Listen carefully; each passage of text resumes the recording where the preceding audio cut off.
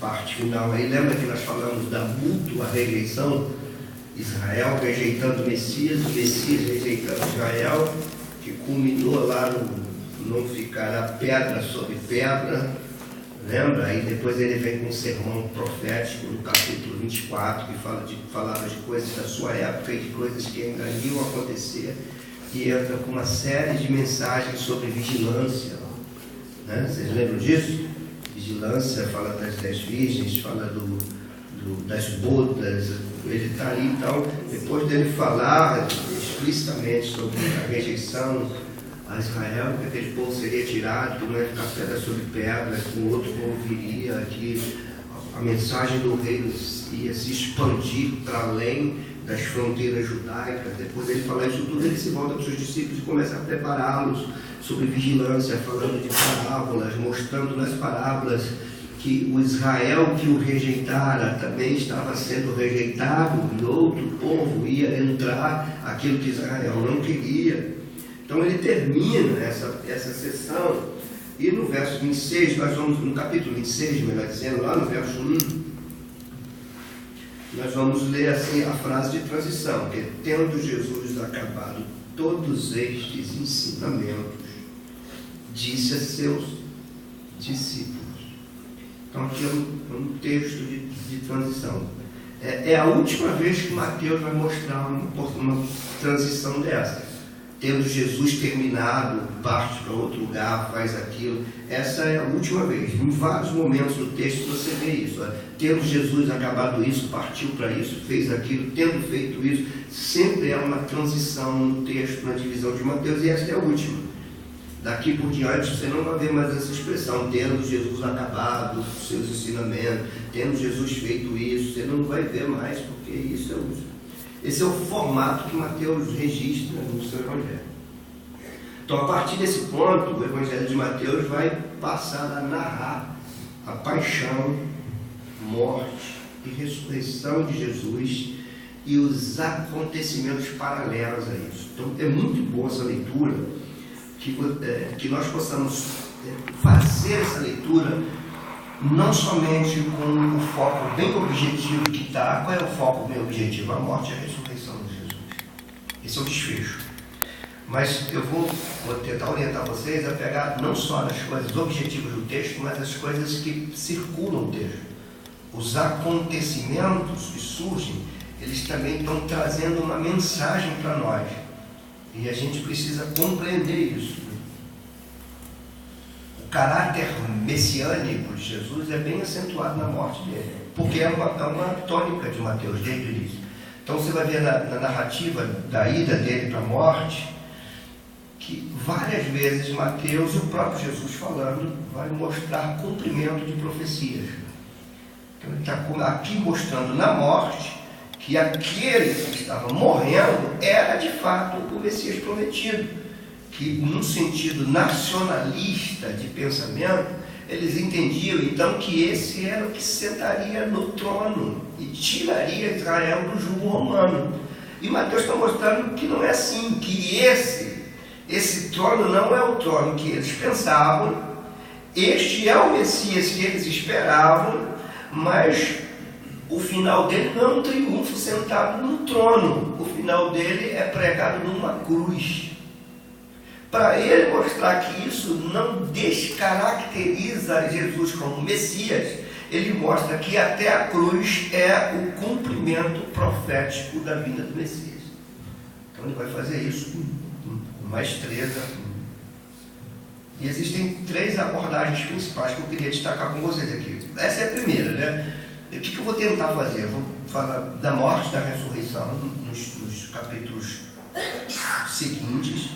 Mas tem um primeiro ponto que eu vou tentar mostrar para vocês alguns acontecimentos que servem como pano de fundo da morte e da ressurreição, que são acontecimentos que também vão ratificando Jesus como Messias e vão nos trazendo ensinamentos preciosos para a nossa vida, nós que somos discípulos dele e não aqueles que o rejeitaram. Então tem ensinamentos preciosos que eu queria bater com vocês aqui.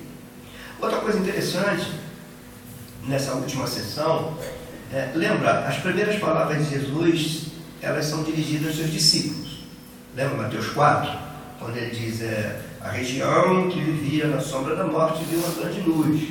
Daí por diante passou Jesus a pregar e dizer, arrependei-vos que é chegado o reino. Aí ele chama seus discípulos, convoca seus discípulos e diz, olha, largam as redes, porque vocês serão pescadores de homens.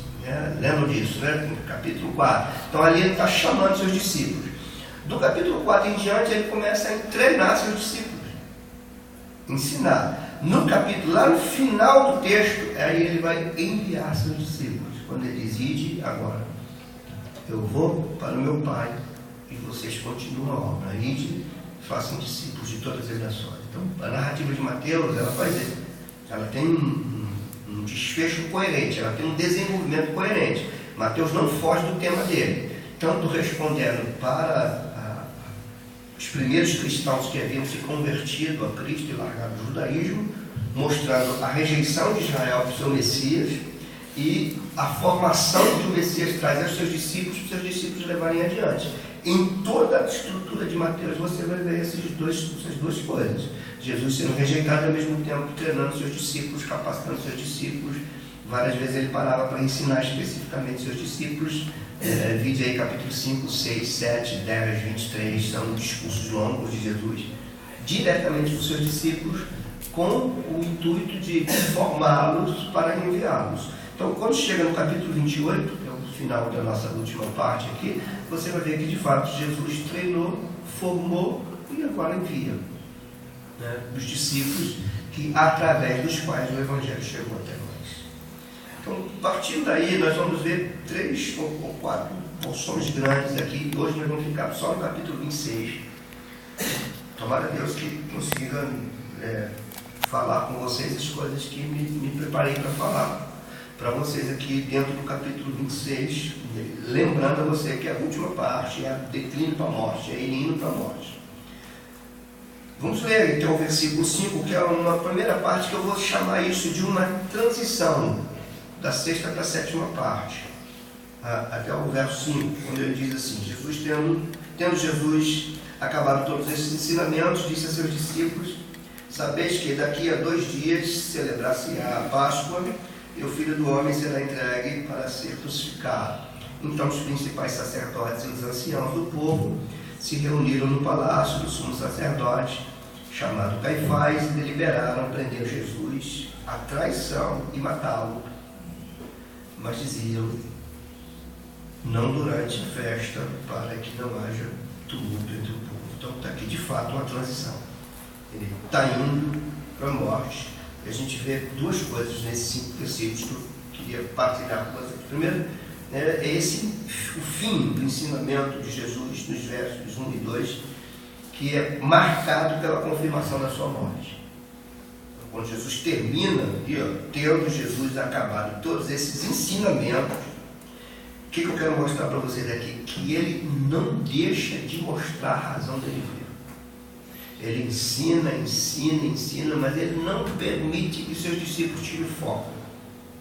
Que os seus discípulos percam o foco, melhor dizendo. Sabia da mente limitada deles. Então, tendo ensinado, é isso que eu quero que você pegue o peso da palavra aqui. Tendo acabado todos os ensinamentos, ele se vira para os discípulos, ele diz para os discípulos, saber que está declarando, entendam isso, é necessário isso. Daqui a 2 dias celebrar-se-á a Páscoa e vai acontecer algo. O Filho do Homem será entregue para ser crucificado. Ponto. Ele relata, né? É a intenção clara do Messias em conduzir, né? de Mateus, de conduzir a sua narrativa para o maior de todos os acontecimentos, de todos os objetivos dele. A morte, a obra do Messias prometido. Então, a narrativa que é conduzida com precisão para isso. Outro ponto aqui é que à medida que Jesus fala da sua morte abertamente, seus opositores falam da sua morte ocultamente, por trás dos bastidores. Então aqui a gente está vendo um paralelo entre céu e terra. Como céu e terra veem o mesmo acontecimento. Aqui está vendo um pontos de traição, né? E a gente vê algo aqui que eu quero que você perceba, como o texto associa, sem que seja uma contradição, o decreto de Deus e a livre ação do homem. Interessante isso. O que a gente vê no verso 3 e 4? Os homens estão em oculto, eles estão deliberando, eles estão maquinando. Mas aquilo que eles estão maquinando livremente está dentro do decreto de Deus. Isso é muito interessante para a gente entender. Porque é Deus quem decreta tudo. E muitos decretos de Deus, eles são executados pelas livres ações humanas. O que eu quero dizer com isso? A morte de Jesus estava decretada. Apocalipse vai dizer que desde antes da fundação do mundo. Então, esse decreto é executado pelas livres ações humanas. De fato, são os homens que matam Jesus, mas matam Jesus sem perceber, cumprindo um decreto de Deus. Logo, Deus é soberano, o homem livre e responsável diante de Deus pelas suas ações. Aqui é algo que demandava um tempão aqui, para a gente bater nisso. Ou seja, tem muita gente que vai dizer assim, bom, se Deus decretou e até a minha ação errada estava debaixo do decreto dele, por que eu vou ser punido por isso? Aí é que está um ponto dentro, muita gente tem dúvida sobre isso. As nossas ações livres são responsabilidades nossas. E nós pagaremos pelas ações livres que temos. Judas, por exemplo, ele não se tornou um traidor porque pecou, porque traiu Jesus. Ele não se perdeu porque traiu, ele traiu porque era um perdido.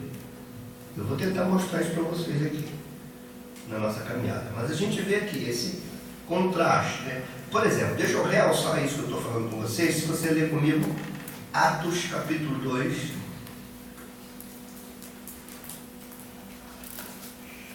você vê que não há contradição entre a soberania de Deus e a livre ação do homem.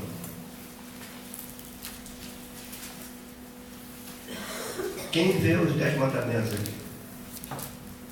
Não tem uma mulher lá que você deve ter torcido já para que aquela mulher se dá mal, já. Eu esqueci o nome da cabra da peste. Yuri. Você já reparou que tudo que ela faz de mal, ela contribui para um decreto de Deus? Você já reparou isso no Léo? Tudo que ela faz de mal, ela contribui para um decreto de Deus. Vou começar lá no exemplo. Sabe por que a princesa adotou Moisés? Na trama da novela, né? Sabe por que ela adota Moisés como filho? Porque aquela cabra da peste deu um monte de abortivo para ela e ela abortava todos os filhos que tinha. Ela achava que não podia ter filho porque estava amaldiçoada pelos deuses. Então ela vê aquela criança, não sei, então esse aqui vai ser meu filho. Se não fosse isso, ela ia ficar com os filhos naturais dela. Não ia se importar com o hebreu que vinha no cesto. Outro exemplo, ela vai incitar aquela hebreia a mostrar, a revelar para Moisés a origem dele, com o intuito de tirar Moisés do palácio para abrir o caminho para a filha dela. Ela usa a maldade e cumpre um decreto. Moisés de fato sai do palácio. Ela, na sua maldade, ela envenena o rei e mata o rei e cumpre um decreto de Deus, tirar o rei do caminho para Moisés poder voltar. Soberania de Deus e ações livres do homem não se chocam. Deus cumpre os seus decretos com as ações livres dos homens e pasme, mesmo que essas ações sejam pecaminosas. Agora, Deus pune quem erra, porém usa o erro para cumprir o seu decreto. Esse é o nosso Deus. Atos 2. Que coisa, hein? Viu como é que a novela está na ensina? É verdade. Se tu olhar a novela assim com o olho crônico. Qual o versículo que eu falei?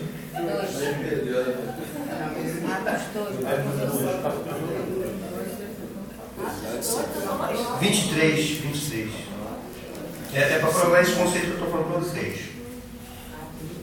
Ele se referindo a Jesus, aqui é Pedro falando, ele se referindo a Jesus, ele diz assim: sendo este entregue, quem foi entregue? Entregue como? Está escrito aí. Pelo determinado desígnio e presciência de Deus. Ponto. Quem entregou? Deus. Por quê? Determinação, desígnio presciente. Agora, quem fez isso? Ele diz: vós o matastes, crucificando por mãos iníquas. Duas verdades. Jesus é entregue pela determinação de Deus e ele usa os livres atos errados, pecaminosos do homem para fazer isso. Os homens agem pensando que estão fazendo por si mesmos, mas estão debaixo de um decreto e serão punidos pelos seus erros. Volta para o Mateus 26.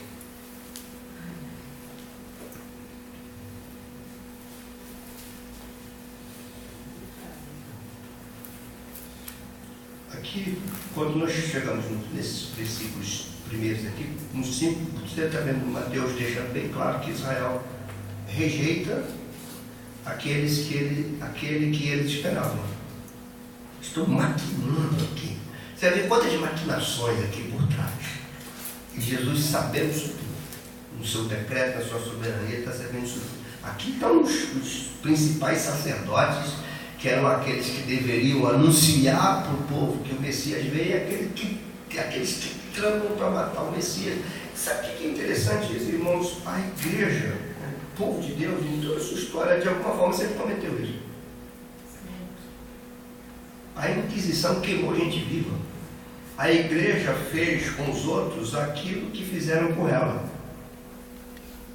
A igreja, nos 3 primeiros séculos, foi perseguida e martirizada.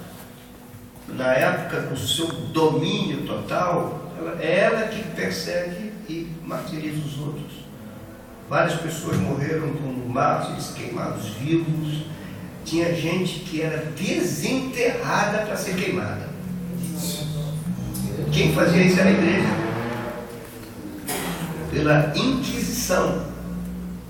Tem um pré-reformador chamado John Wycliffe. Ele foi condenado como herege e depois de morto. Depois de muito tempo de morto, condenado como herege, desenterra o homem para queimar seus ossos na frente de todo mundo. Provar o poder da igreja. Mais ou menos assim, não se meta com a igreja. Vamos lá, vamos continuar. Partindo disso aqui, a gente vai começar a ver agora uma narrativa de contraste. A gente vai ver um contraste. Que contraste é esse? Maquinações malignas para com o Messias e sinceridade do coração para com ele. Você vai ver Mateus mostrando essas duas coisas acontecendo, deixando claro que existem aqueles que rejeitam e existem aqueles que abraçam. E deixando claro que não há meio termo. Ou você o segue, ou você o rejeita. A gente vai ver em vários pontos aqui como é possível mascarar atitudes malignas com ambientes religiosos. E como Deus, o Senhor Jesus, percebe tudo isso e não se deixa levar, por assim dizer, por essas coisas. Né? Então a gente vai tentar dar uma passeada do versículo 6 até o versículo 19, primeiro momento, aí depois a gente vai do 20 até o 35. O que a gente vai ver aqui? Enquanto os versículos de 1 a 5 narram essa conspiração contra Jesus, o texto que vai adiante agora vai falar do outro lado. E vai mostrar 2 pontos importantes aqui: serviço e adoração. Interessante, ele vai falar de adoração e ele vai falar de serviço, e no meio dessas 2 ações em prol de Jesus, ele vai colocar no meio um pacto de traição. E quando você olha o texto, você precisa entender essa estrutura, porque há um recado aqui, não só para aquela época, né? Para aquela época é o que eu estou falando para vocês, mas a gente precisa entender um princípio aqui. É possível que em meio ao serviço e em meio à adoração existam atitudes maléficas, atitudes malignas. Pode haver no nosso serviço a Deus, eu me refiro agora como povo de Deus, pode haver adoração, pode haver serviço, e no meio disso também pode haver falsidade. Os textos vão mostrar isso para nós. Qual é o primeiro ponto aí? É uma adoração sincera que está narrada aí do verso 1 até o 13, do verso 6 até o 13. É aquele famoso episódio da mulher que quebra o vaso de alabastro, derrama aquele unguento, aquele perfume sobre Jesus, que vai caracterizar aqui qual é a adoração que o Messias recebe. Primeiro, ela deve vir de uma atitude humilde. A mulher vem com humildade, ela se curva diante de Jesus, ela se prostra, né? Segundo, a adoração a Jesus deve ser uma entrega do nosso melhor. É o ponto que está aqui. A mulher, o que ela tinha de melhor estava naquele vaso. Tinha um valor enorme a ponto de os discípulos se indignarem. Alguns achavam um desperdício que ela estava fazendo. Quebrou um vaso, derramou aquele perfume, e alguns acham que desperdício. E aqui Mateus coloca o episódio, e o próprio Jesus vai ensinar que essa atitude dela, ele vai praticar uma boa ação. Vamos ver se a gente pega isso aqui. Verso 10. Mas Jesus, sabendo disso, disse-lhe: por que molestar esta mulher? Ela praticou boa ação para comigo. Então, o que a gente aprende aqui? Enquanto tem muitos tramando a traição, os verdadeiros discípulos dão a verdadeira adoração, que vem de coração humilde, não vem por forjações religiosas. Dá para você notar no texto? O que é forjado religiosamente está na traição. Os caras eram sacerdotes. E os outros aqui eram discípulos, que estão meio que indignados por uma atitude simples. Ou melhor, uma atitude humilde de adoração. A mulher que se curva e diz: tudo que eu tenho de melhor sequer pode se comparar a tudo de melhor que ele tem para mim. E ela se entrega. Eu acho que aqui a gente tem que aprender muito a entregar o melhor para Deus sempre, e não o nosso resto, não a nossa sobra, a sobra do nosso tempo, a sobra do nosso vigor. Enfim, a gente está sempre dando a sobra, e esse texto fala que Jesus não quer sobra. A gente tem que dar tudo. Irmãos, aqui a gente tem que meditar bem nisso, com sinceridade, com muita sinceridade, que eu não posso fazer por você, nem você por mim. É algo do interior, é algo da sinceridade com Deus. Eu posso chegar à conclusão que eu às vezes não poupo esforço para fazer coisas enormes naquilo que eu quero, seja numa festa, em alguma coisa, no meu trabalho, nos meus estudos, mas eu não tenho essa mesma dedicação para com Ele. Oh, aleluia! E aqui, irmãos, a gente tem que aprender a quebrar o vaso de alabastro, dar o melhor para Ele. Entender que quando assim damos, é o princípio do Evangelho. E é uma questão de fé, de compreensão do Evangelho. Jesus não é ladrão dos teus sonhos, não é ladrão das tuas atividades, não é ladrão do teu trabalho, não é ladrão do teu lazer, não é ladrão do teu bem-estar, mas Ele vai dar sentido a todas essas coisas para você, quando você de fato quebrar o teu vaso de alabastro, colocar ele em primeiro lugar. Aleluia! Aí essas outras coisas dão sentido. Do contrário, não tem. Do contrário, é só cansaço, é decepção, é sentido de vazio, é sentido de estar incompleto. O Evangelho é isso. Depois dessa atitude de adoração, vamos pular o pacto da traição aqui e vamos lá para os discípulos preparando a Páscoa. Se a primeira atitude fala de adoração, essa segunda fala de serviço em obediência. Como a gente vai ver isso aqui? Lá no verso 17. No primeiro dia da festa dos pães ázimos, vieram os discípulos de Jesus e lhe perguntaram: onde queres que te façamos os preparativos para comeres a Páscoa? A primeira coisa que a gente entende aqui é a pergunta: onde queres? Ou seja, és tu quem manda, és tu quem determina. Não somos nós que fazemos as coisas e depois te convidamos para participar. És tu quem faz e dizes para nós como devemos fazer. Então essa pergunta, ele está falando do Messias que está indo para a morte. Alguns estão traindo. O texto está mostrando como se faz, como a traição acontece no sutil, como isso sempre vai ser uma realidade. Alguns que tramam contra e outros que verdadeiramente se rendem. Eu creio que nós estamos no time daqueles que verdadeiramente se rendem. E aqueles que verdadeiramente se rendem, dão a verdadeira adoração, colocam-o em primeiro lugar, quebram seu vaso de alabastro e servem a Ele, respondendo aquilo que Ele quer e não impondo a Ele aquilo que nós queremos. São os discípulos de Jesus. Vou contar aqui no verso 17, porque depois do verso 18 agora. E ele responde. Agora preste atenção na resposta dele. Assim como a pergunta foi direta: que queres que façamos? A resposta também é direta: ide. É mandamento, é ordem. Ide a cidade, ter com o homem, e depois outra ordem, dizer-lhe. Olha a força do verbo. Dizer-lhe: o mestre manda. O meu tempo está próximo. Em tua casa celebrarei a Páscoa com os seus discípulos. E eles fizeram como Jesus lhes ordenara. É adoração e serviço em obediência. No meio, entre adoração e serviço à obediência, tem isso aqui, que vai do verso 14 ao verso 16. Presta atenção. A Bíblia é uma coisa. Meu Deus. Então, um dos 12, repare que o texto aqui está entre a adoração e entre o serviço obediente. Ok?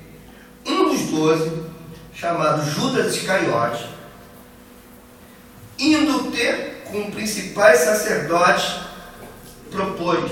Quem fez a proposta? Judas. Quem era Judas? Que estava no meio deles. Enquanto uns adoram e outros servem, outros tramam contra. Vocês acham que isso é estranho nos nossos dias? Está presente nos nossos dias. O interessante é que as tramas contra o reino, elas são feitas debaixo de uma capa de religião. Então, aqui, os versos